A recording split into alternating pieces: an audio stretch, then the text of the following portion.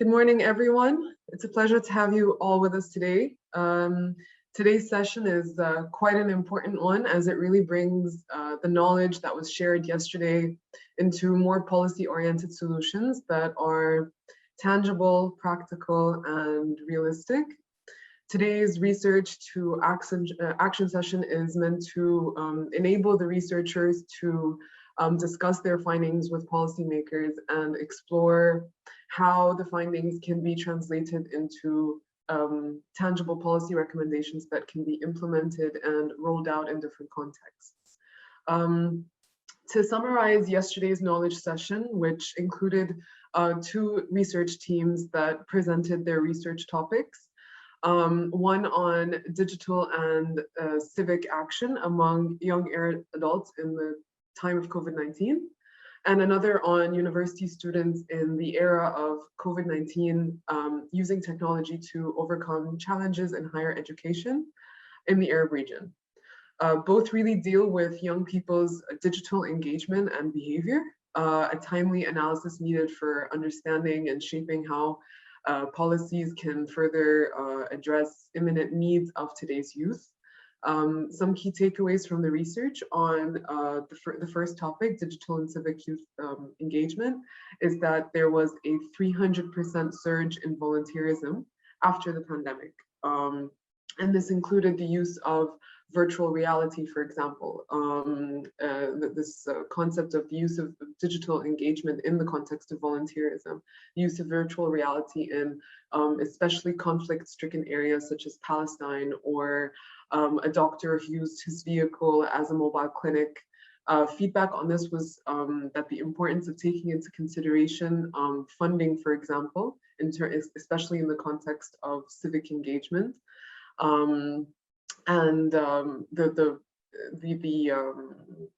importance of demonstrating the key elements of the analysis to explore the reasons behind the findings, sort of going beyond a simple presentation of what were the results of the research, but also taking a step further and trying to analyze what the different elements of the results were in terms of social norms, in terms of gender differences,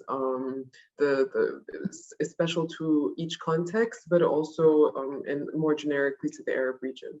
The key takeaways from the research include the promotion of volunteering in higher education, or in the context of education in general in schools, the establishment of national youth committees, and the reform of an NGO registration process to include e-platforms. For the use of technology to overcome challenges in higher education, the second topic in the Arab region, is that the research found a number of benefits of online learning, for example, saving resources and increasing accessibility for the learning content. And quite an important feedback was that there are also observations that online learning increased accessibility of young girls who otherwise had mobility restrictions, for example, and that another feedback was that entire university experience needs to be taken into consideration, especially now, and an important element of that is that the research, an important feedback was that the research question should pose the question itself rather than already include the assumption that online learning was beneficial, to really understand and analyze young people's behavior during and experience during the pandemic with online learning. Key recommendations from this research included introducing policies to regulate online learning to ensure quality and access, ensure support to students' mental health, affordable and easy access to good quality internet and devices, and ensure regular evaluation for students and professors. For both, a key recommendation was that financial support from the Higher Education Institute, HEI, is needed by reducing the tuition fee costs, providing funds for food, and cooperating with relevant stakeholders to grant financial leniency for tuition fees. Today, we will be organizing the session through a fishbowl method, where we have our 4 or 3 esteemed panelists who will be with us here to hear out and advise the young researchers and attendees. There is 1 young researcher who will then come into the session to ask questions and seek advice. Please write in the chat if you would like a seat in the fishbowl for the attendees on the call to ask policy experts here any relevant questions you would like. I'll now hand over the floor to our 3 or 4, can't see, to introduce themselves, our esteemed panelists. Dr. Gina, please introduce yourself and provide any reflections you have on today's meeting. The floor is yours.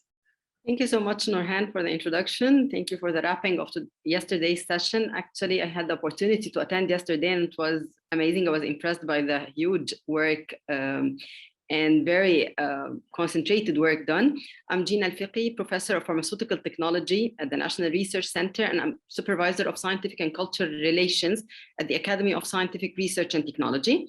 Actually, I was so much interested to join this Arab State session, especially the 2 topics that you're tackling in the session, as both are very important in the era of the COVID-19, whether how people are engaged in digital or civic contributions or volunteering, because when it comes to assessing how people interact and whether they are more interacting towards digital or civic volunteering, we have to see that what about the people who are volunteering for, what about the stakeholders? How are they capable to get the engagement? How are they capable to get what we're ready to help with? So are they into digital communication or not? So this was a very important question actually that you raised in your survey concerning the technology or the online learning platforms that accompanied the COVID-19. Actually, this was a very important question, and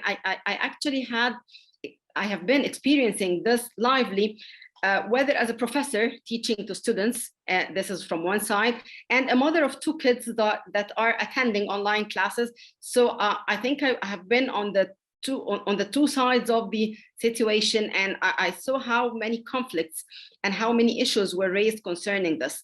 So today's session, I think it's very important, and coming up with solid policies to manage both aspects, I think that will be of great importance. Thank you so much for being with you today, and I'm ready for any questions from the attendees. Thank you. Thank you, Dr. Gina, for the introduction. It was great that you were there yesterday. I think it will be useful in your insight today. Ms. Hiba, please go ahead. Thank you, Norhan. This is Hiba Nosser, Country Coordinator for the UN Volunteers Program in Egypt. First of all, thank you to UNESCO for the kind invitation. I'm really happy to be there in this session and actually to have the chance to communicate and exchange with the youth. Unfortunately, I did not have the chance to attend yesterday's session. However, I read the briefings actually, and thank you for sending the briefings like in a very timely manner. So I read the briefings, and also thank you, Norhan, for the presentation you did earlier. So I'm really looking forward to hear the questions of the youth. I guess they were volunteering, what was mentioned like in a lot of actually sections and parts, and it was among the recommendations. And I believe nothing to be surprised here, because with COVID-19, we all witnessed, and it was really very obvious how volunteering was present, and it was really a solution for many of the challenges we faced during COVID. So I guess it's time for for the government to pay more attention to volunteering, to integrate it more into their policies and programs. And I'm optimistic that with the youth today, we will be able to prioritize volunteering on the government's agenda, and we will be able to go to the government, with more sounding and concrete action, precise recommendations on how volunteerism can be a solution and can actually support different stakeholders in overcoming the repercussions of COVID-19. So thank you, and looking forward to hear more from the young persons. Thank you, Hiba, for that introduction. Christine, please go ahead. Good morning, everyone. My name is Christine Arab, and I'm the country representative in Egypt for Women. I'm sorry, like Hiba, I was not able to join, but I've read the briefing notes, and from the discussions is clear that you've touched on a lot of key issues, and a few things come to mind when we're talking about first digitalization and higher education. And Professor Gina said this in her start, but we can't forget the road it takes to get to higher education. And the longer that we have families that have to educate their children digitally, the bigger risk we have of children not getting to higher education because of the existing digital divide. And you all know that. You all know that depending on where you live and how much money your family earns, your ability to be digitally connected is directly impacted. It's true from a gender perspective, the digitalized process can help young women. It helps them to the point of at least getting their education. I don't know how much it is helping them getting into non-traditional and market viable sectors. And that is a concern. So much of what we get from higher education is our ability to network, our ability to understand a system, and our ability to work within a system. And I come from a very different generation than you. I only did that in person. And I know it happens digitally. And it's extremely important, but it's also extremely important to make sure that whatever platforms are being used are platforms that are safe for both young women and young men, that they are moderated in a fair and non-discriminatory way, but also that there's much more investment made by all development actors and governments. That doesn't matter where I sit in a country, I can be as digitally engaged.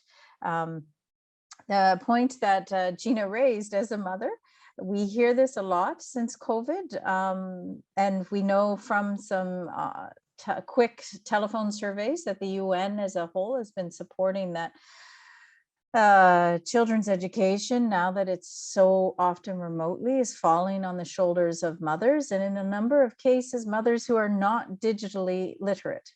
And yet it's up to them to figure this out and juggle everything else they're trying to do. So I don't mean to be so negative.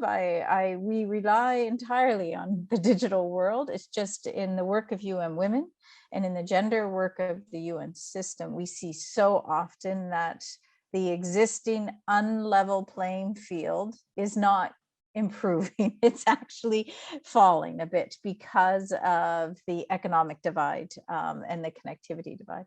I love the idea of volunteerism increasing. I think that's fantastic. We hear that a lot from our development partners, from government, from civil society, the need to get those young ideas, those young brains. I think the question I'd have to the researchers is, do you feel when you're volunteering that you're being given the space to influence, that your new ideas and your perceptions are given space? And if you don't, what are your ideas on how to get that space? Because I've seen the intergenerational come together with the feminist movement, and it's incredibly important. But I also see that the feminists like me, my age, aren't necessarily giving the right space to hear those different ideas. Thank you. Thank you, Christine and Dr. Gina and Hiba. It was a pleasure to have you introduced to us. I will give now the floor to Sundus, who will ask 3 questions that she has, and open the floor to all of the panelists to respond. But before that, I would just like to note for the young researchers and young people from the audience, if you would like to put a question to the panelists, please raise your hand and write in the chat your name and question. And at some point in the discussion, we will call on you during the fishbowl discussion to take the floor to ask the question, outside of those who are already in the fishbowl list of speakers. So Sundus, please, the floor is yours. Hi, thank you, Nurhan. I think my camera is off, so I'm sorry, I will be turning it on. My first question is, in our research, we found that many students had didn't have access to internet because of conflict areas such as like Syria and Yemen and so on. So what can we do, or how can we ensure a transition to digital inclusion in education while making sure that there's equal access to digital tools, especially for those in need?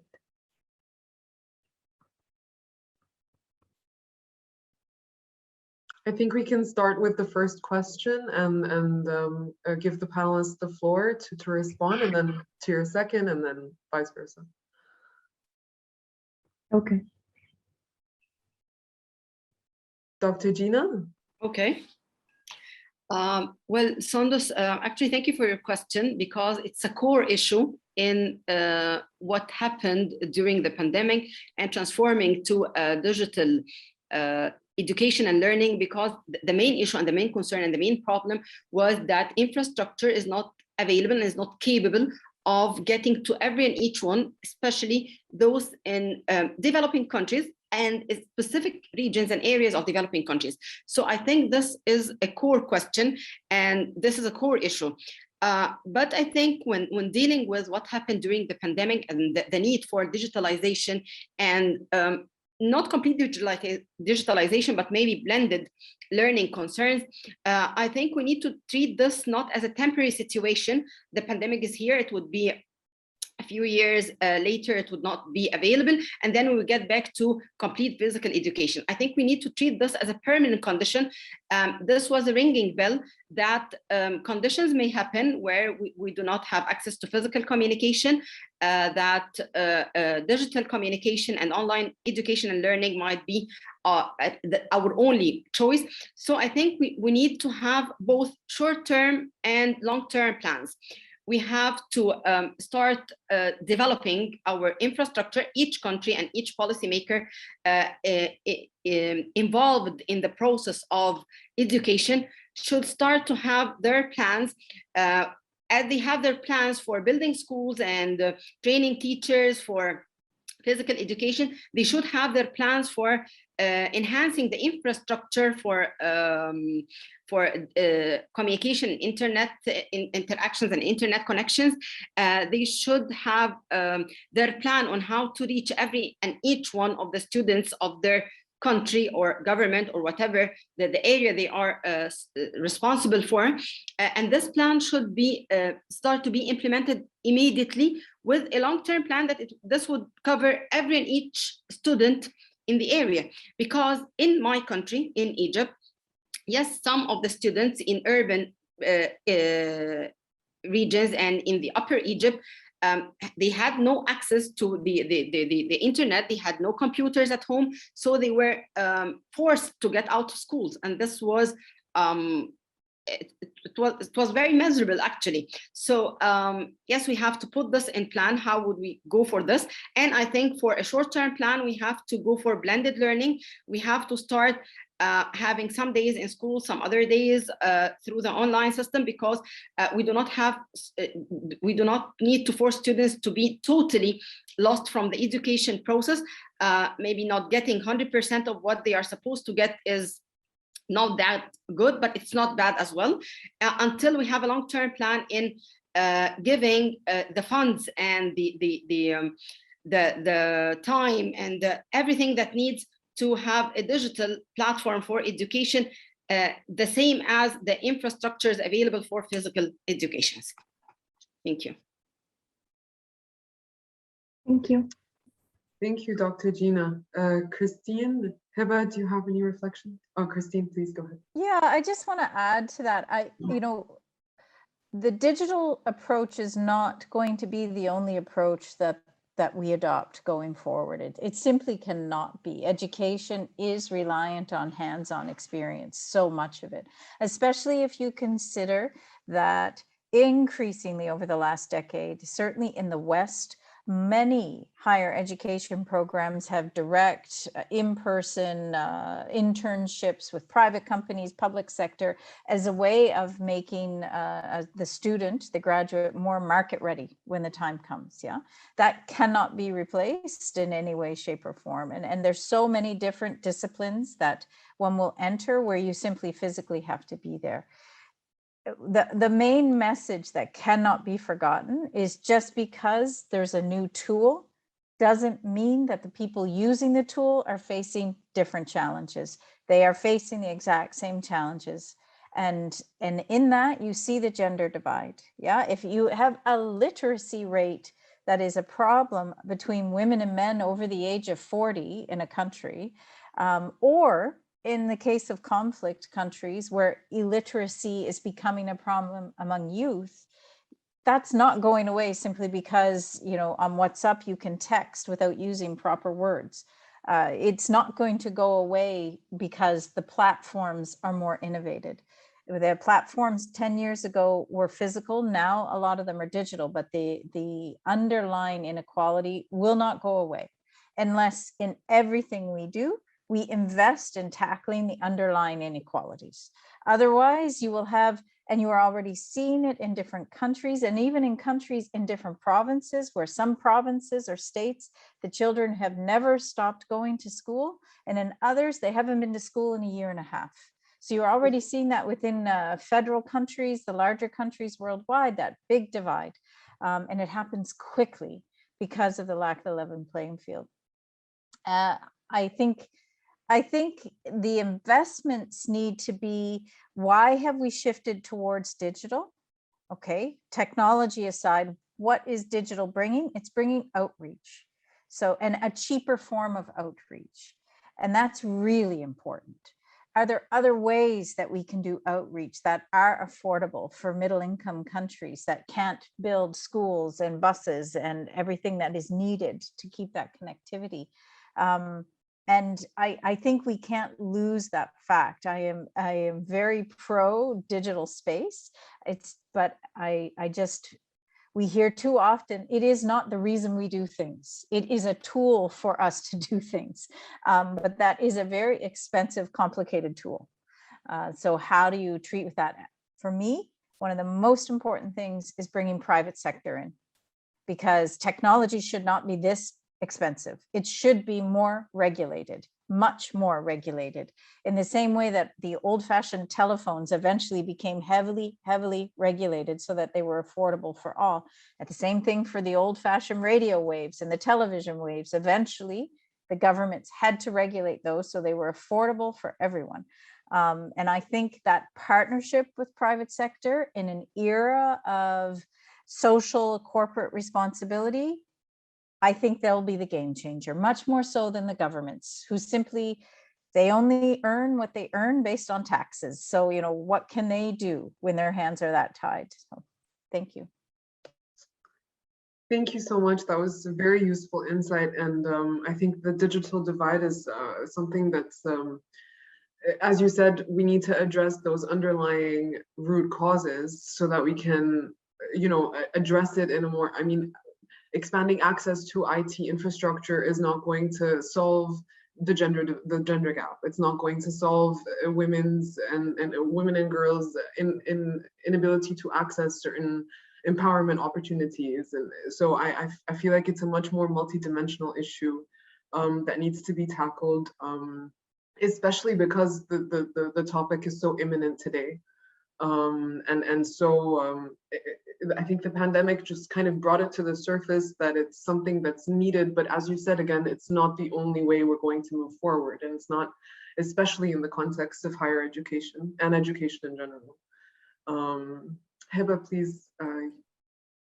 Yes, thank you. Actually, it's a very difficult question because, yes, as Dr. Dina mentioned, that we have to deal with it as a permanent situation. However, speaking about conflicting countries in specific, where the young researcher raised this point, it's really difficult to achieve, an equal digital transition. However, I guess it's joint responsibility. So this is what we have, to kickstart from. That it's joint responsibility. It's a multifaceted actually problem where we have to join forces, in working on it. So I see that there are different partners that have a big role in, and that's where we have, to direct our recommendations too. So it's not only government, it's not only civil society organizations, but specifically in this question, I guess I find that there are two stakeholders that, have a very crucial role, which is the private sector. And here I do agree with Christine that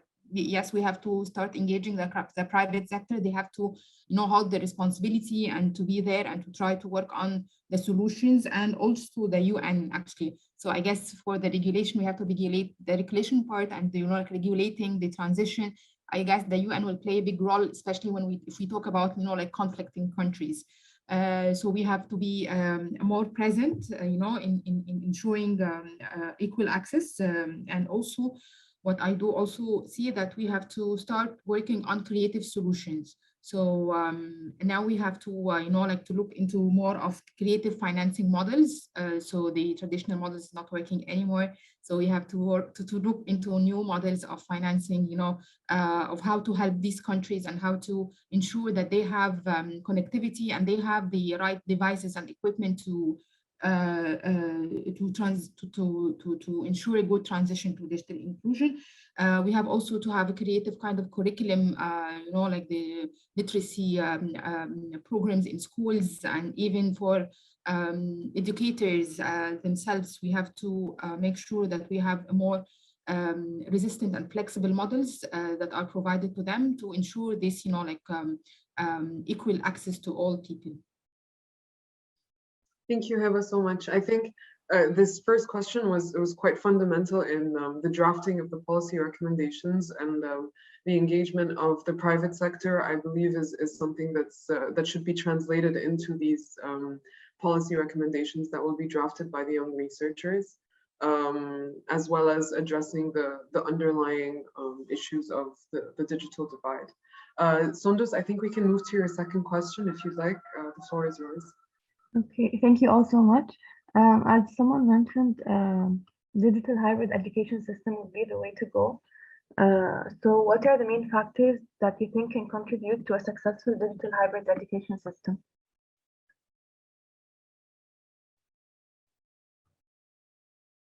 I can give the panelists a minute to think if whoever would like to step in. I actually have a counter question because is how well established are we seeing in your experiences as young people that those the word just left me, streams of education, some streams of education are, because of their existing organizations and partnerships, we're better placed to adopt the hybrid model than others? I'm wondering about that. I'm not in the academic world, but see the other side of it. And you do see, for example, the business community has probably more experience with this type of hybrid model, maybe than the medical faculty. And then the liberal arts faculty, are they way behind everyone else? I mean, I'd be curious to hear if it depends on the faculty you're in and the experiences and the partnerships they had beforehand. But I would come back to the hybrid model. One of the downsides we also need to consider is the distinction between public and private universities, public and private community colleges, and the degree of regulation and quality control in that. Yeah, so that's one concern I have with the hybrid model, is if you don't have a fairly rigorous quality control, and if you don't have faculties that are both equally resourced, equally technologically literate. I come from a liberal arts background. I never had a professor or a dean who actually understood how to use technology. It was very frustrating. We usually had to do it all on our own. And that's a question. And maybe Professor Gina, you might know better being in the academic world, or Heba, who's spent so much time with young people. But these are sorry to give questions back, but these are the questions I have. Actually, I totally agree on what you've said. Yes, it's about, there are multiple aspects that control this hybrid digital education system. Before we come to the quality control, we have to ask ourselves the question, are professors ready to go through hybrid systems? Are they qualified to do this? Have been they taught how to do this and how to communicate with the students on a hybrid basis?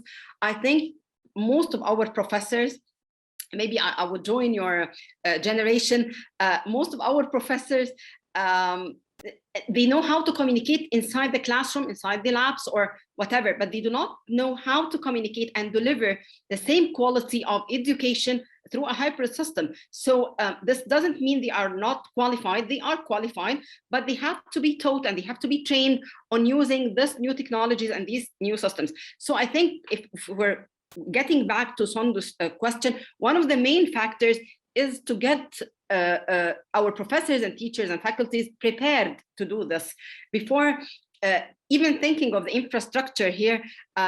If we have the perfect infrastructure, the finest infrastructure, and will not have the people who will be ready and able and capable of delivering through this infrastructure, then we're going nowhere.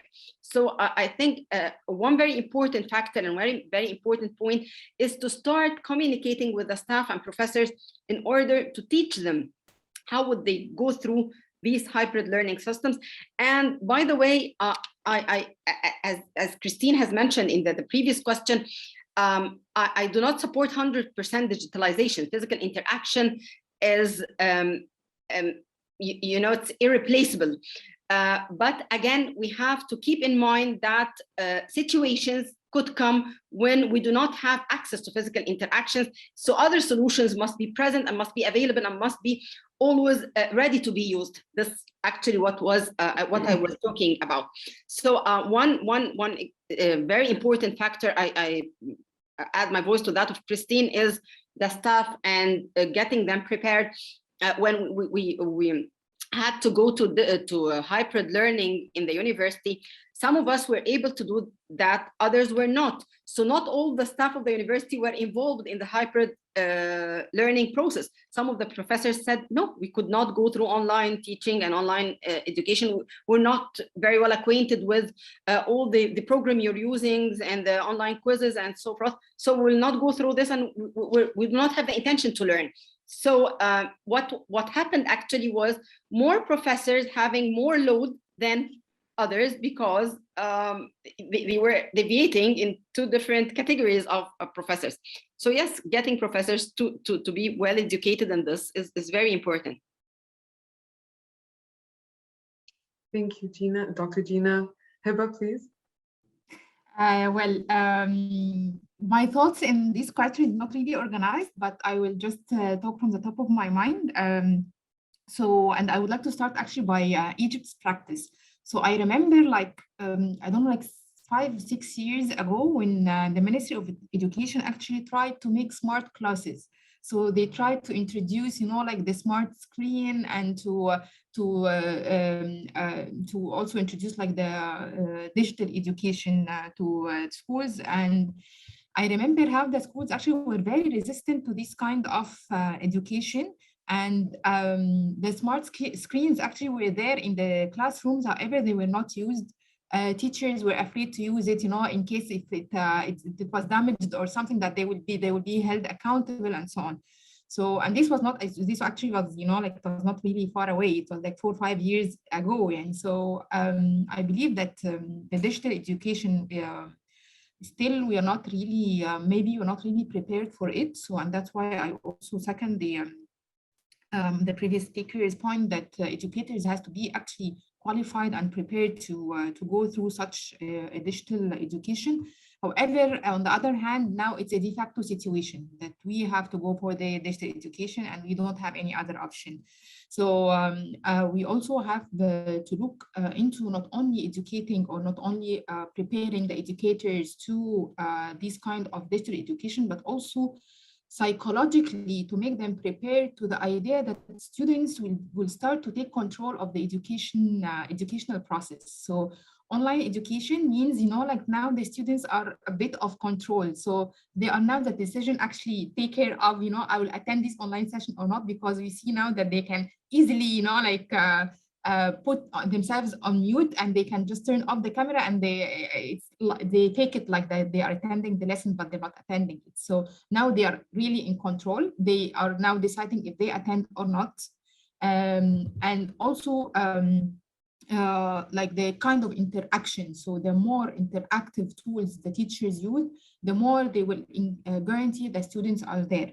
So I guess one of the important factors is the delivery mode. How are we integrating new technological tools to make sure that the like the education sessions and so are interactive and engaging to the students.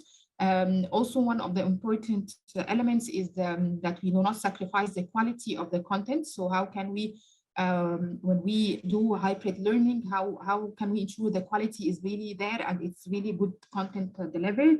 And that entails, of course, the learning materials, that they are user-friendly, easy to use, and so on.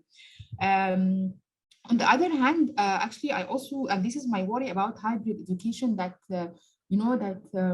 it's always recommended that students, especially like young, those on their early educational stages, that they need to communicate and to connect, with the environment and with the nature, and to see what they are learning, like to visualize it and to do these expeditions and so on. So with hybrid learning, it's really limited.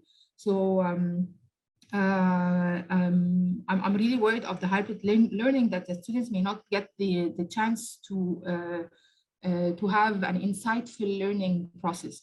And that's, I guess, where again the private sector steps in and comes in with, inventing new technology tools like the virtual reality, the hologram, where we ensure having, like a real learning environment through technology. So now that there is an advanced tool of having like an avatar of yourself stepping into the online session, and like that you feel the experiences that are in a workshop, and you can take sticky notes and you can insert it in the pinboard and so on. So this kind of technology tools, the more advanced it is and the more it's giving us the feel that we are in the real world, I guess it might help a bit in the digital hybrid education system.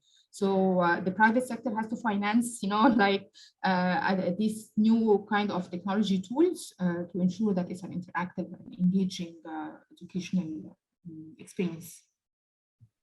I hope I was clear. Yes, thank you, Heba, and thank you, Christine and Dr. Gina, for that. I think the three main takeaways from that is, one is on digital access and ensuring that those who don't have sufficient infrastructure or access or literacy, digital literacy, are able to access this transition to the digital world. And another, which was raised by Dr. Gina, is the capacity of the institution to avail the digital services in the context of education. Their capacity in terms of offering the online learning, but also the interaction that is so crucial for the learning process. And I think the third element is understanding the need for the hybrid modality. And I think the research should really feed into that. And I think the research by the young participants, I think, touched on a lot of the issues that were discussed today. And I think taking that further, taking the research further for the young participants that were part of the first and the second team, sort of in drafting the policy recommendations, should really take into consideration these three factors, especially on addressing the digital divide. I see Safat's hand is up. Would you like to comment or ask a question? Or would you like to ask a question after the third of Sundus? You are muted.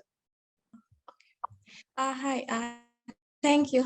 Thank you for your kind introduction, comments, and suggestions. I have a follow-up question for Sundu's first question, and that is from our research, we found out that from the survey that we conducted, that the respondent from the Gulf countries spend more time online compared to other Arab sub-regions, the Mashriq, the Maghreb, and the least developing. We also saw that our respondent from the Gulf countries, they are doing more digital activity. They are creating more online community, and they are offering more digital support. So my question is, how can we encourage collaboration between the Gulf sub-region and other Arab sub-regions, the Mashriq, Maghreb, and the least developing, so that because the Gulf countries have a higher digital adoption index and a more superior infrastructure, so that we can improve the ICT infrastructure of our Arab region. Thank you, Safa. Can I jump in, Nurhan? Please. And I have a couple of thoughts. First, on your question, Safa, I think it's an excellent point. The question, the counter question I would have in the Gulf is, how is that digitalization and access translating into jobs for young people? Because it's one thing to have that good outreach. I'm just curious how and it might well be, yeah, we've yet to see the labor force statistics reflect that out of the Gulf or any part of the region, frankly, but I think that's a good question. And I think where you're seeing some of the middle income countries, I'll use Egypt as an example, is again through a public-private partnership, yeah, where the Egyptian government is partnering with private sector out of the Gulf to deepen the virtual technology in the country.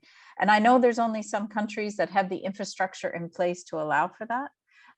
But I know I keep saying this, but the government does not own digital space. It is not owned by the governments in any world. It is entirely owned by a very small number of private companies worldwide, which is, in my way of thinking, wrong. It needs to be much, much more controlled, and there needs to be a better trade community. The Arab region is a bit funny in that it's not a region in terms of economic trade. There is not good trade agreements in place that allow for free trade. You know, the Africa Free Trade Agreement is relatively new. It's less than a year old, and that's fantastic. But in the Arab region as a whole, you don't actually have that freedom and flow of trade and goods and even people that you might see in other sub-regions of the world where that is longstanding. And I do think that the more that trade block, if you want to use that term, becomes more viable, then what you're saying will be more possible. Yeah, so it's not just about technology, it's about the protectionist approach that most of the Arab countries have with each other. And of course, that benefits the Gulf more than anyone else. And they tend to have an open trade reality, but that's because they tend to control a lot of the commerce that's coming there. I want to go back because I was reading some of the points in the chat about the hybrid model, and just taking off what Heba said, I think the cultural shift in academia needs to happen. One of the comments in the chat was, you know, and I might be misinterpreting it, but essentially young people are digitally savvy. So why can't there be a better partnership in the hybrid model so that the young people, each class, are designated to actually control the platform so that the professor can focus entirely on the teaching. And within that too, another point that was in the chat, which is I so agree with, is the hybrid model does not allow for two-way communication. By and large, it's a webinar and we all sit and listen. And it is extremely physically hard to look at a screen for an hour and stay focused. It's not a dialogue that you have in a class. But that also goes back to the cultural shift. And I'm not familiar enough with the education systems in the Arab region. But if you have a pre-existing culture where the professor is in charge and you sit there and listen, then the hybrid model will really not help things. It will really hurt things. But if that is actually not the case, if already there's that back and forth and give and take, then I think the platforms also have to shift. The hybrid model has to allow for two-way communication. And I think the idea that the students have greater control over the physical platform is a brilliant one. And it saves the professors from having to learn all of this stuff, but it also puts the students with more authority, and that will naturally make the shift happen. Thanks very much.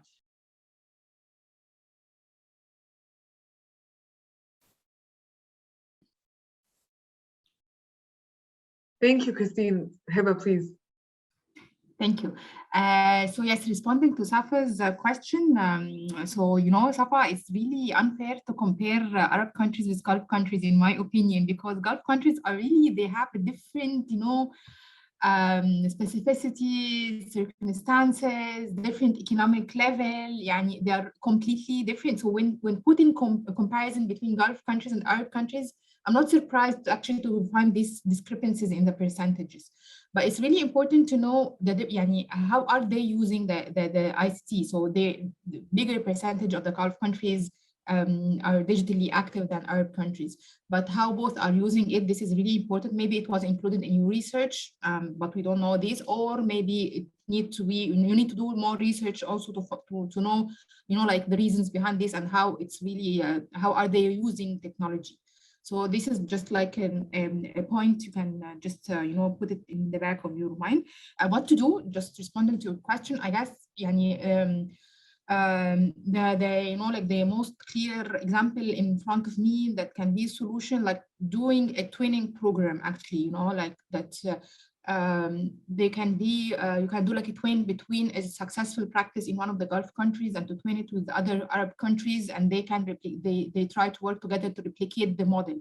By this, you can support the infrastructure of the ICT infrastructure of Arab countries by wrapping the project in a nice and kind and good words of that we are twinning together. We are doing a twinning program and we are exchanging experiences, and we are helping each other to increase our technology infrastructure and access and so, because when it comes into the country's level, you will find some politics playing part there, so it might be a bit different to put it in frank and honest words of that those are advanced more than us. So I believe what I see that it can come within bilateral projects or twinning activities. Thank you, Heba. We have a comment from Rida who says, I don't believe Safa was comparing. She is inquiring how we can encourage collaboration between the Gulf and non-Gulf states, not at the level of government and trade at the people level. Yeah, actually, I if you allow me, yes, I agree with Gida's comment. Yes, I think this was Safa's point. And I think it's very important point raised by Safa, actually.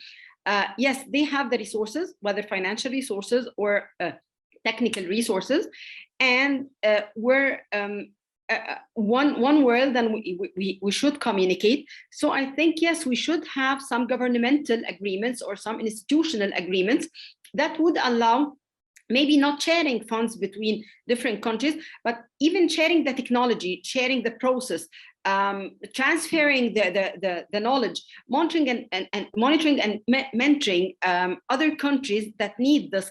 So yes, I think that Arab countries, due to their high income and high finances, they can actually make use of different consultants that are foreign consultants from different countries and so forth. So they have the capabilities, whether on basis of human resources or finances.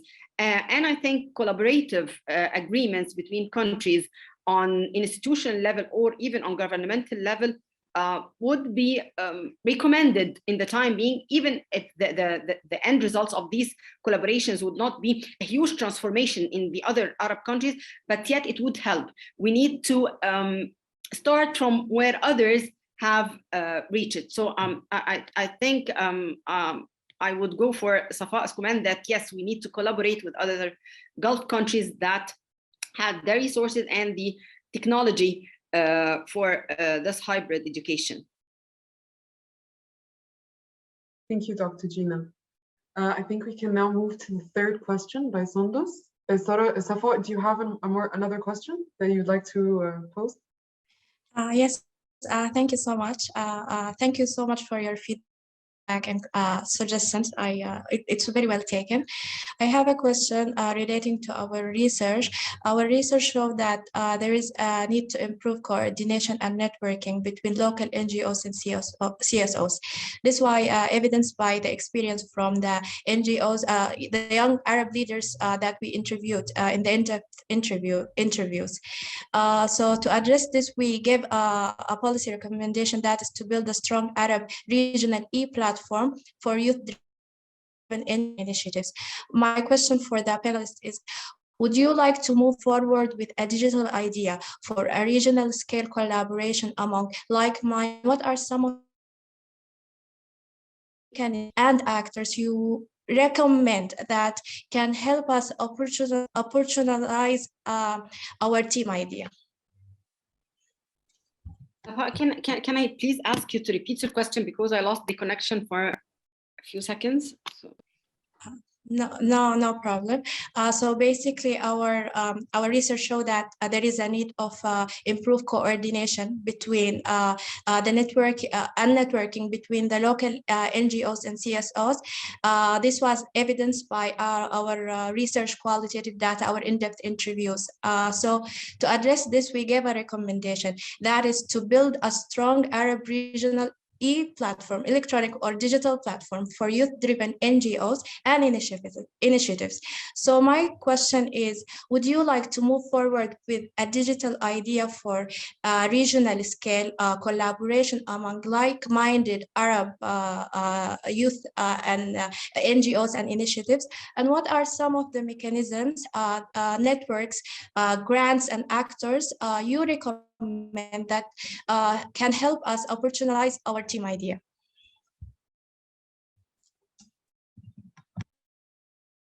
Thank you, Safa, for your question. Hiba, you'd Can like I to ask, yeah, can I ask, Safa, are you talking about the digital education, or you are in the same team of digital education, right? Or the e-platform, you want to establish it regarding what? I am from Youth as Resource Arab team, Arab States Team 1. Our research was about the digital and the civic activity. It was a mixed methodology study about the digital and the civic activities among young Arab adults in the time of COVID. We basically examined the digital and the civic activities that the Arab young adults resorted to during the pandemic, and the extent to which these activities helped them to endure, contribute to change, and create a space for social support and sense of community. So that was what our research is about. And as I said, my question is about an Arab regional digital platform for youth-driven NGOs and initiatives. Okay, thank you. Because yes, I remember that I read this recommendation actually in the in team 1, and I remember that it was about volunteering regional platform. So I don't know, I may go first, or if any one of the colleagues would like to go with the speakers. So okay, I will go. So well, regarding the regional platform, well, in a general sense, definitely it's something that is recommendable to do. Okay, however, the point, it all depends on the objective of the platform and on how it will benefit actually the target groups. And it's really important when we do a regional platform to look into if it will be functional afterwards, and it will be sustainable or not.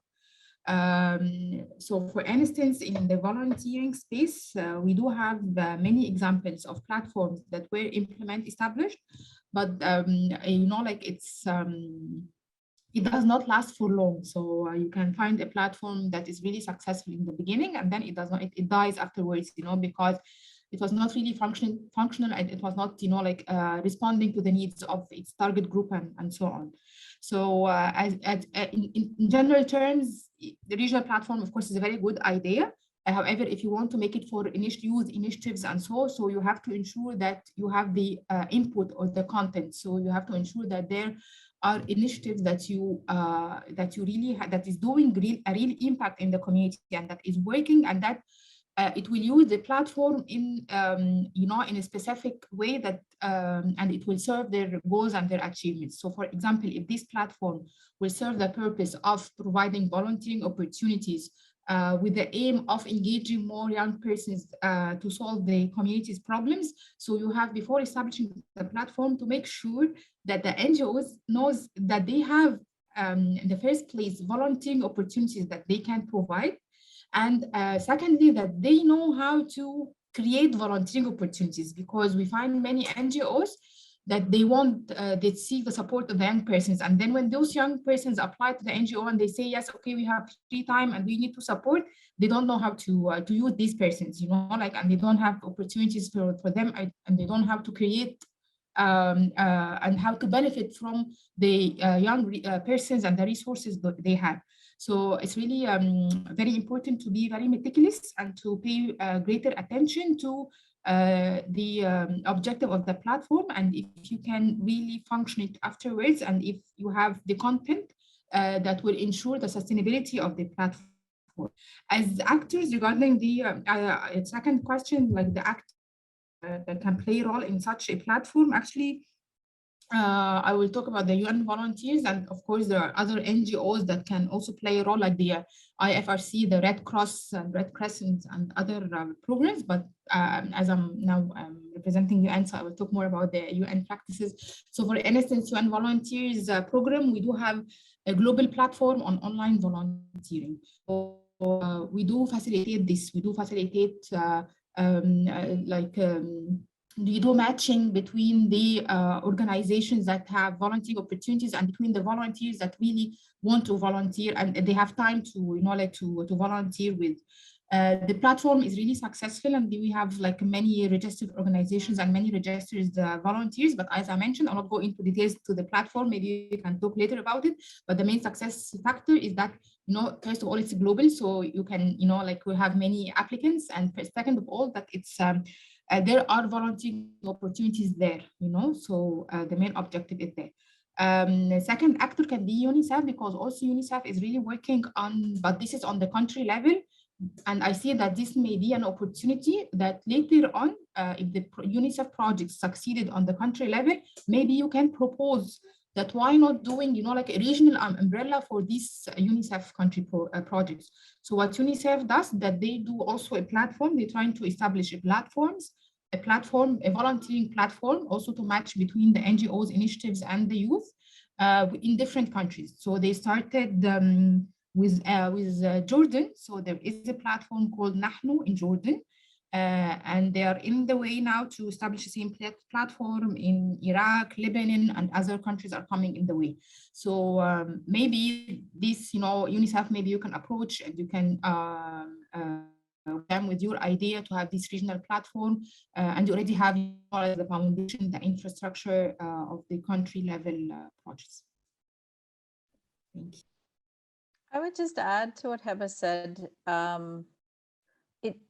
It's really important not to reinvent the wheel here. There are a lot of youth networks, UNFPA, UNICEF, UNV, UNESCO at the country level, and they will have had different levels of success in terms of regional, taking that up a notch.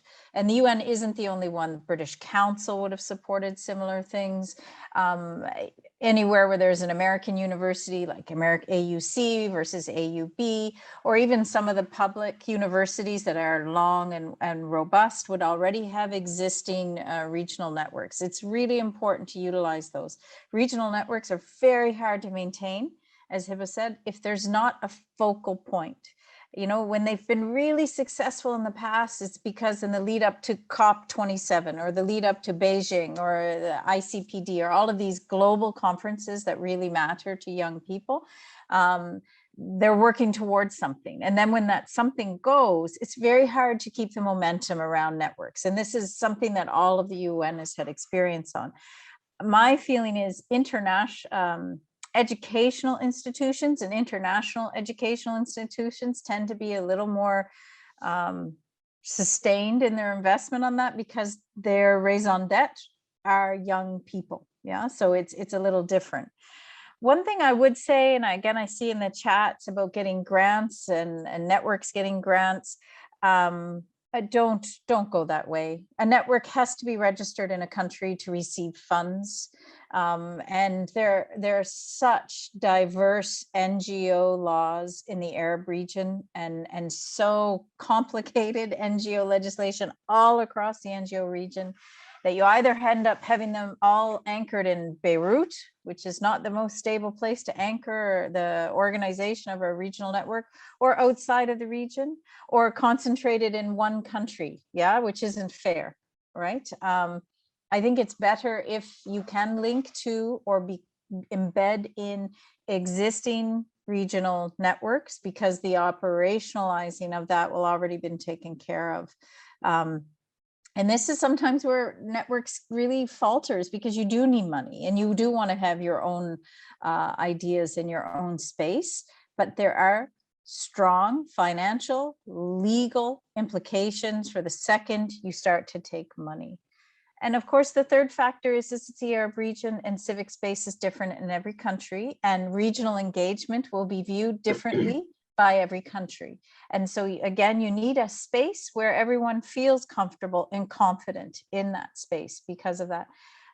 So that's why my feeling is existing regional spaces are the better option rather than setting something else. The final point, I've been in development for 25 years. I've never known NGOs not to be coordinated. I mean, there's always fragmentation because there's so many, because everyone's competing with each other, because countries are big and vast and issues are diverse, and NGOs need to stay alive. And again, a mechanism isn't going to change the landscape. It's just going to be the way that the landscape can be discussed more. Thanks. Thank you, Christine, so much for that. I completely agree with you. This fragmentation will always exist, and this approach of really using what's existing is so important, especially when you come to apply the research that was done by the young researchers. Really tapping into everything that's existing, I think, really needs to be our approach going forward in the development world. This approach of scale up really need, and avoiding the different pilots that never really see the light of day, I think is really is an important approach that should be adopted, especially when we come to apply research done by young people for young people. I think Rita is also mentioning there are not regional spaces for Arab youth-led NGOs. All 26 interviewees asked us to put them in touch with each other. Fragmentation does not exist in our mental space, and our job is to dream. That's nice. I totally agree. Actually, yes. This is very true. Maybe there are international institutes and international bases. Yes, we're not inventing the wheel, and there are already people working together to manage this.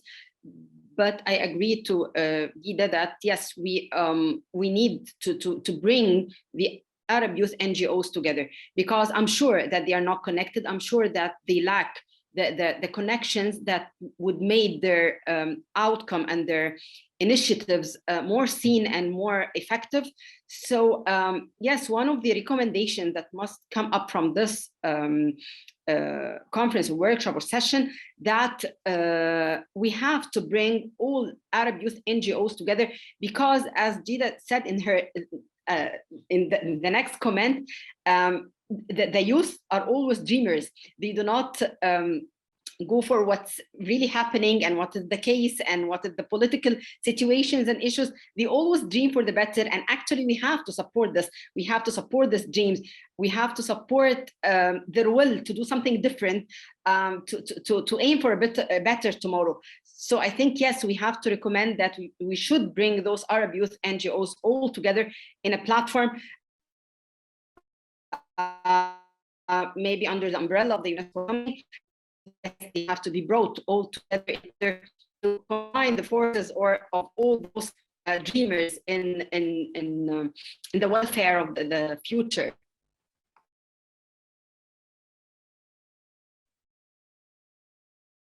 Thank you, Dr. Gina. I think we lost you. Your connection is cutting. Okay, since we have. Yes, I think I had. No problem. No problem. It's fine. Okay, thank you, Dr. Gina. I think we'll now that we have only about 20 minutes. I think we'll move on to the third question raised by Sundus, which kind of brings us back to the discussion that we had on the hybrid system. Let me just get the third question. What roles? Actually, I can give the floor to Sundus to ask her question, please. Sundus, the floor is yours. Thank you. So we talked about the hybrid system, and so what roles can students play to ensure transition of their universities to a digital hybrid education system? So we talked about the policymakers, the universities, the professors. So what can students do to make it a more successful model?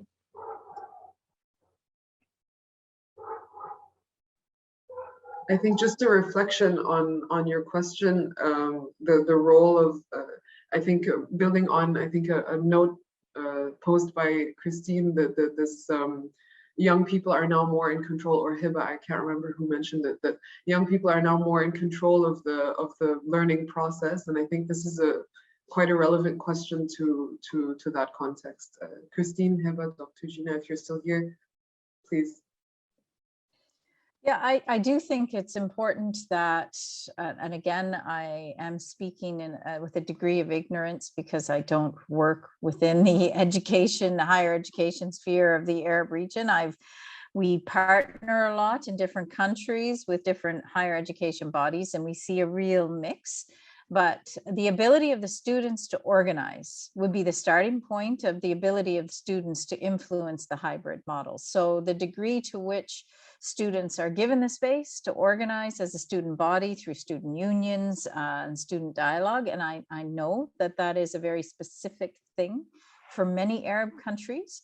But it is something that the university leadership has to support, has to give space to, in order for students to have a greater voice. I mean, the sheer fact that you can't comment in class with the hybrid model changes it from being a class to being a lecture.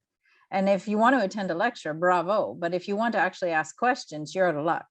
I mean, there are some very simple things that need to be addressed, and there are platforms, digital platforms out there.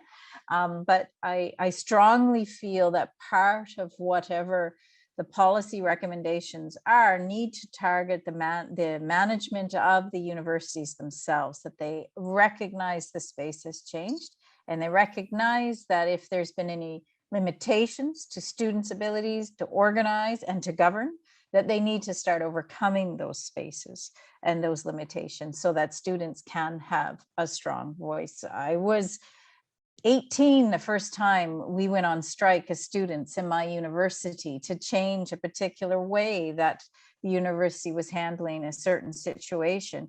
And we didn't go to school for 2 weeks, and we picketed. And at the end of the 2 weeks, the student union and the management of the university came to an agreement, and we went back to school. But that existing space had to be there for us to have that voice. I think the second thing is you have the edge. This is the first time where students have the edge, and that's because of technology. That's because of how embedded it is in your skill set as compared to the universities that you're dealing with. And I think that's a very, very positive thing. That needs to be respected and given plenty of space. And this is where your relationship with NGOs can come in. A lot of NGOs, international and local NGOs, work with universities. And this is also where the UN can come in, because all of us work with universities. We give a lot of money to universities as well. And so the UN can also play a role in advocating for that. But for me, the starting point is that youth are given the right to organize and have a voice.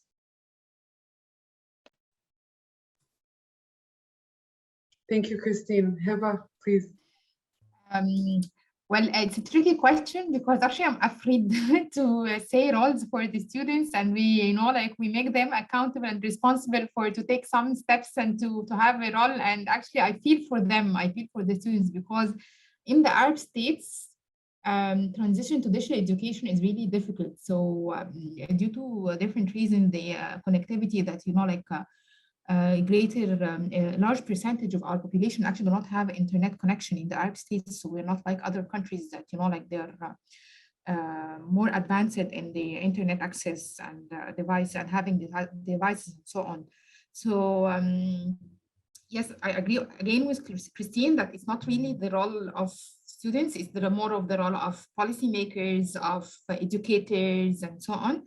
However, if we will think of role for students, I see two roles, mainly two roles. One is initiator and the second is connector. So initiator, I guess that they need to step in and to take part of expressing about their real needs and their real expectations from the educational system. So they have to, to do this communication with the educators about their expectations, about why, about if they see, if they are benefiting their learning or not, and what are they expecting from this educational system, and how to, and actually to support, and to help the educators to reach a successful digital education. So they have to initiate with ideas, and actually they also have to initiate with tools. And this is actually about where I can see, this is where we can help youth or students responsible for that they have to initiate new technological tools. Not necessarily, like a big kind of solutions, but they can, in collaboration with their peers, with the educators, to suggest, new platforms, new softwares that can ease the educational process and learning process. Maybe if they succeeded, they can, export this practice to other schools or other universities. So young person, they are actually more qualified in terms of technology. Their mind actually is set up to understand technology more than educators. So this is where they have to step in and to initiate and to suggest easier technological tools to count on while throughout the learning process. And the second role I perceive is the connectors that, and this is, I guess, something we missed to mention, that we have some segments, so some target groups that are really threatened from this transition to digital education. Those are, like, for instance, persons with disabilities. So we have to make sure that they are included in the learning process. So the students can play the connector role, that they can support their peers in the educational learning system. Those who are struggling with digital education, students should help them. So persons with disabilities, people that they do not have access to education, they have to start, thinking of how can they support these people, whatever, by doing studying circles, whatever kind of solutions or idea, but they have to connect, to do this connector role, that they have to support their peers who are struggling with digital education. Thank you. Thank you, Heba, for that. I think we just have a comment from Vida. The downside to, I'll just read it. The downside to digital space is the slow and weak establishment of strong networks, which requires the strength and resonance experience face-to-face besides leadership on several fronts. And she reflects, during this experience, we had to put double and triple the effort to follow through the manifested outcomes. Okay. Sundus and Safo, I see your hand is still up, but we have a question from Zainab. I'm not sure if Zainab would like to take the floor or she would like us to read the question. Sinead or Christina, she's not here, I can't see her. Okay, I will read her question. Her question is, I'm interested to understand more about cheaper outreach for us. I don't think for beneficiaries or the community members. So I guess she's asking about more accessible digital access, I assume, if I assumed correctly. Zainab, are you here? Hi, yes. Okay, good. Apologies, I just didn't know where to type. I'm sorry about that. So I just so my question was earlier when Dr. Christine was talking about that digital learning can really provide Apologies, Zainab. Mohammed, can you please mute your mic so that thank you. Zainab, please. Thank you. So yeah, so for example, I've conducted an independent research on digital learning during the pandemic with girls. And we found that some girls are not able to continue, and it's not related to connectivity, it's not related to the capacity of the teachers, it's related to the parents thinking. It's just the culture that whenever they are given the chance, especially in vulnerable communities where education for girls is not that favorable, the first chance they had, like to stop the education of the girls, they took it. And also when I talked to some girls, they were also saying that online education for them, whatever the capacity, because we're working on the capacity of the teachers, whatever the capacity it is, they are not in favor of it. And they were trying to link it with opportunities for livelihood and employment. So some of them also dropped education just because of the fact of this digital transition. I just wanted to highlight that because I can see that a lot of discussion were about like the infrastructure, the capacities, but we also need to consider the psychology of the parents, especially when we are talking about vulnerable communities, not just any community in the Arab states. So yeah. Any reflection on that? I would love to add it to my research because I'm also with the global team on youth-led action, exploring the digital transitioning for education and learning. So this topic was very, very interesting for me. Thank you for that. And I took notes for some of your recommendations, especially on the network, because we recommended the same actually.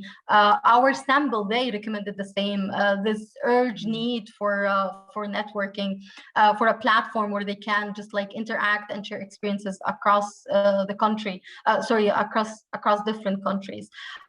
So yeah, so I guess my question is this: from a policymaker perspective, how do you think we can tackle parents' resistance for girls' education at the time of digital transitioning, where it's very easy for them just to stop their journey for education? Thank you. Thank you so much, Zainab, for that very, very relevant question. Christine, please, the floor is yours. I see Mohammed wants to speak too. Maybe take the next and then go to that, or? Sure. Mohammed, would you like to unmute yourself to ask your question? You're muted. You'd like to go after? Okay. Okay. So no, Zainab, it's an excellent question, and we see the same, which is why for UN Women globally, not just in the Arab region, the dialogue on digitalization it's so complicated. And I don't mean to use that cliche term, but we know the reasons why girls aren't being educated, and it depends. In a conflict zone, it can be safety. Usually it's economic, but more than that, it's the idea of why waste money investing in someone's education when they're 15 and just going to get married and stay at home. I'm simplifying a very complex process, but we only have a short period of time. So that's why I am. And there's no question, the lack of trust that the parents have of the girls interfacing with the digital platforms. We're seeing this across the region. We're seeing it in Egypt. It's also we're seeing a spike in sexual harassment online, bullying online, aggressive behavior towards women online, trolling online of young women. You know, all of those things are also coming in tandem. So I get in small part, the parents' hesitation. At the end of the day, the digitalization, as I've said, doesn't change the playing field. And the way you address the playing field and the way it's being addressed is community by community. Some communities, it's an economic concern. Other communities, it's a moral and social norm concern. And the most powerful examples of changing what we call social norm change, which is at the heart of gender-based inequality, is people's personal beliefs and society's beliefs. What we're taught makes a good girl and a good boy and a good man and a good woman. Those are important. And they're the hardest to change, but they have to change from the community. You can policy and you can legislate, and it's important to have that legislation in place. It forces things, forces mandatory education, prohibits taking girls out of school. That's very important. But at the end of the day, where you look at the successes of social norm change, if you look at the way, for example, UNICEF has done the child marriage work and elimination of FGM work in West Africa, for example, it has been very integrated, local level community work on livelihoods and economic empowerment of the community, parenting skills, and recognizing that if you're not letting 50% of your population be well educated in a markedly competitive stream of education, you're going to stay at the same poverty rate you have in your community. So I think that point is really important, but also, why are you holding her back? And again, it's different in each country. The valuing of women is not different. The valuing of women's education, we have done plenty of research in the region. If you want to go to the UN Women Arab States regional webpage, you will find a survey called Images in capital letters. And that is men's attitudes across the region around gender equality and women's attitudes. And you see a zigzag. And almost every father interviewed in every country thinks his children, both girls and boys, should have equal access to education, except, and then you start to see where that starts to diverge. Conflict, safety, economics, I want her married. And then all across the region, even when they want the girls to be well educated, that education should in no way change the role that they should play in the household. Now, we know that's not the case anymore. We know that's changing constantly, day by day. But that very traditional expectation of women, young women, is quite a weight. It's quite a weight. So it weighs on the women. And we know the following three things. If a woman has one child, she can manage to stay in the workplace because she can keep up her traditional work. If she has two children, her advancement in the workplace gets much harder, but she might still be able to stay in the workplace. If she has three children in a country that doesn't have affordable, quality childcare, she's out. It's as simple as that. And when you look at the fertility rates across the Arab region, that is the primary reason why very well-educated Arab women are not staying in the workforce, and why the Arab region persists on having the lowest labor force participation rate of women around the world. It's not equal to their education. Their education is outstanding by and large. So your policy points are right. Community, community, community, community work is where the change will happen. Thank you so much, Christine, for that.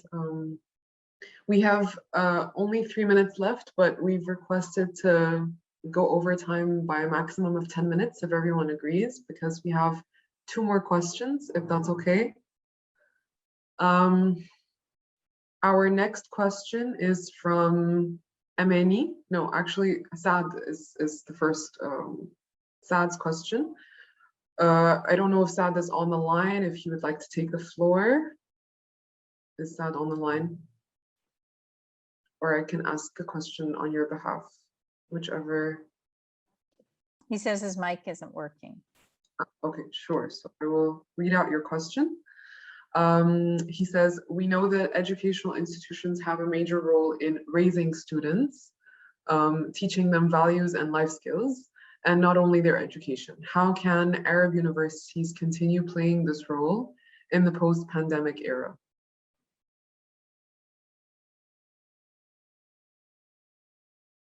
Any reflections?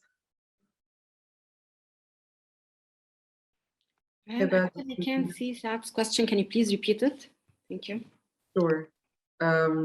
He says, we know that educational institutions have a major role in raising students, teaching them values and life skills, and not only their education. How can Arab universities continue playing this role in the post-pandemic era? So I think it's more focused on how can we continue engaging with young people on life skills outside of the education scope, if I understand correctly. Okay, if you would allow me, actually I could combine the answer. I have read Amani's question, so I could combine my answer to both questions together for the sake of time, because I think Amani has a similar question in a different perspective. From a different perspective, actually.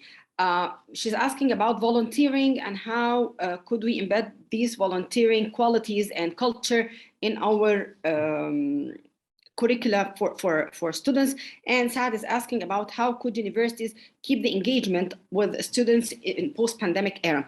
So I think communications best in an era like the pandemic and after the COVID, and when we're losing real physical communication with students, we have to force some aspects in our curricula, some musts in our curricula. For example, in the IB International Baccalaureate curricula, for example, which is not so much available in the Arab world, but it's an international curricula, there is something called the service activity. This service activity is not graded by marks, but it's a yes or no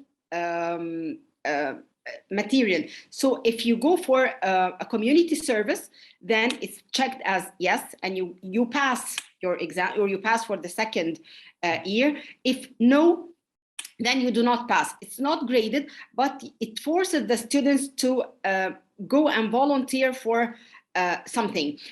This embeds the concept of volunteering in their career, and this communicates things in a forcing way. Maybe this is not the ideal way, but we do not have, in the era of a pandemic and when there's no physical interaction, we have no much choices. So maybe we need to force students to do things, because I could not force students to be concentrating while he's attending my lecture and while he's listening to my lecture. He could just open the camera and open the mic, and he's doing a third thing that's totally different from listening to my lectures.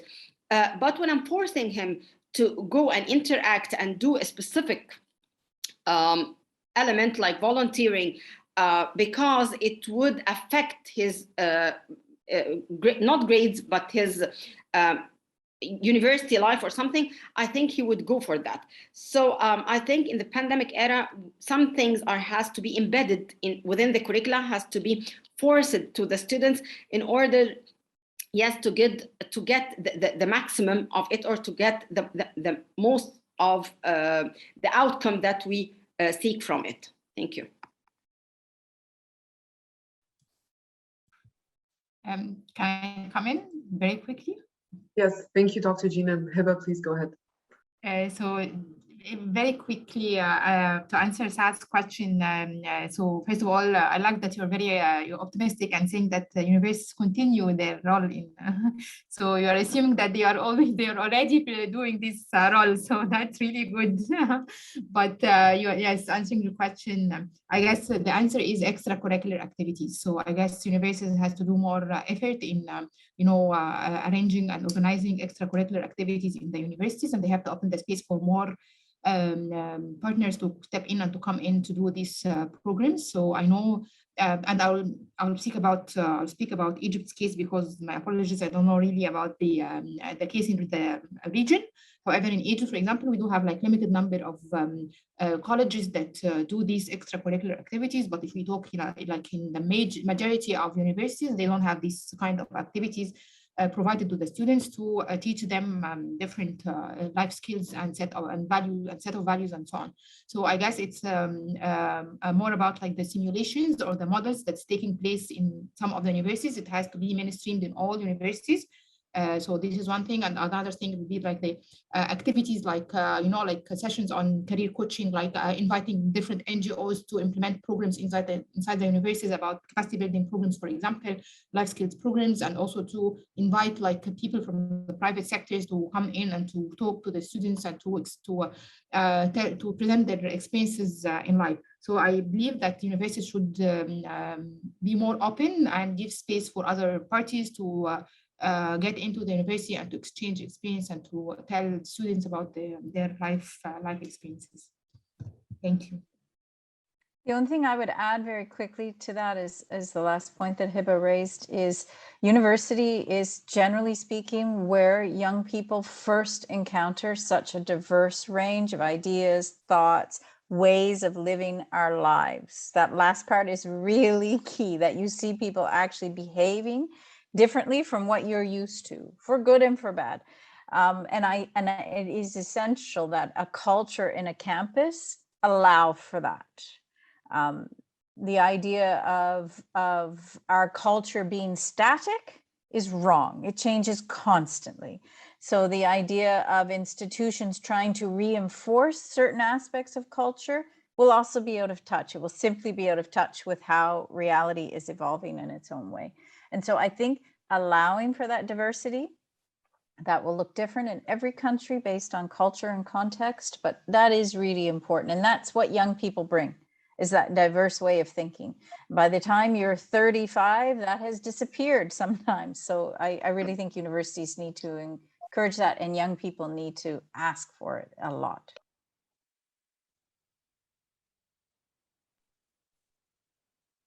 Thank you so much, Christine. I think Dr. Gina already responded to some of Amani's question, but let me just read it so that everyone is able to reflect if needed. She is from the Arab Team 1, and she mentioned some of our in-depth interviews pointed out to the lack of the concept of volunteerism among the young people in our region, and many people think of it as a waste of time and no gain from it. And we noticed that from our survey findings that shows low number of volunteers during the pandemic. So our team recommended that the government should ensure promoting volunteering in the school curriculums, for example, by requiring certain volunteer hours from students for their graduation. Is that feasible in our region, and what are the challenges? Do you recommend any other policies that can encourage young people to volunteer more and foster to volunteer more the concept of volunteerism among the younger generations?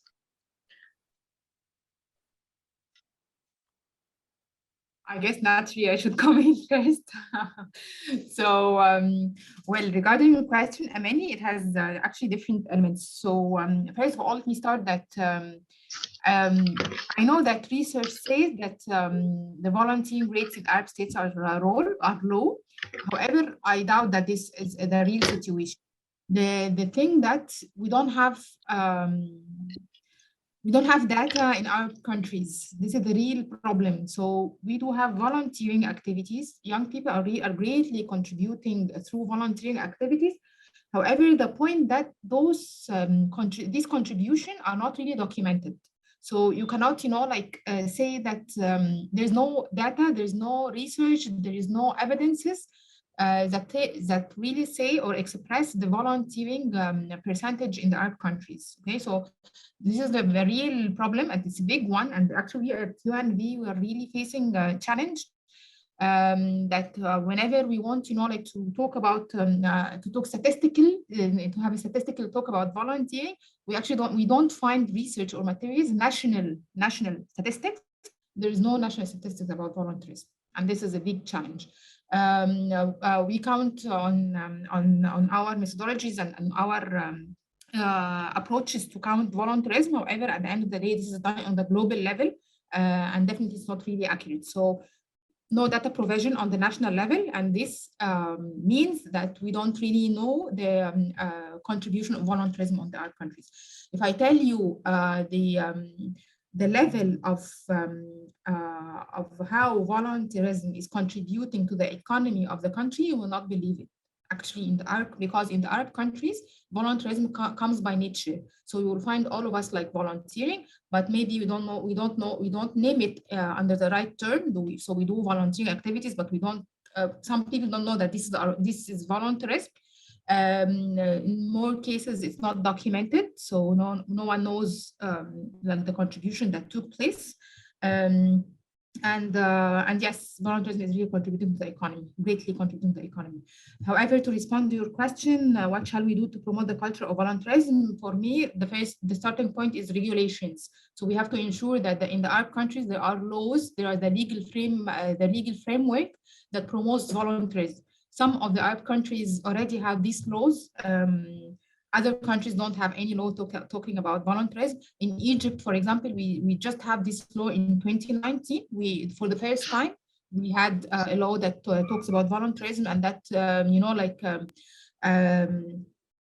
identify as a ministry to be the focal point of volunteerism and to work on a national strategy for volunteerism. I don't think that you will find a national strategy about volunteerism in any of the Arab countries. So this is really important. Legal framework is really important. Whenever you have this law, whenever you have this framework, you will find that the government are really prioritizing volunteerism, and they will be achieving, because anyway, the strategy means that there will be indicators, and indicators mean that the government has to report back on these indicators. Civil society organizations have to report back. UN can be able to follow on, like the real contribution of volunteerism. So this is number one, the legal framework. Second thing is Hiba, I'm sorry to interrupt. We only have about 1 or 2 minutes left. Okay.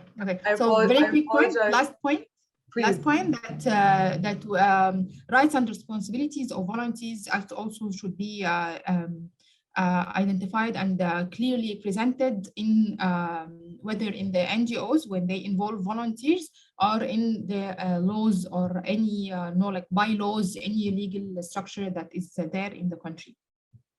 Thank you, Hiba. Yes, I think the legal framework and accountability structure is really important, but also the incentive structure that needs to be developed for the young people. Thank you so much to our panelists, Hiba, Dr. Gina, and Christine. It was a pleasure to have you. If you have any concluding remarks, please, I'll give you 10 seconds to conclude if you would like to. No, Christine, Dr. Gina, Hiba? Okay, great. And I'm sure there will be more opportunities.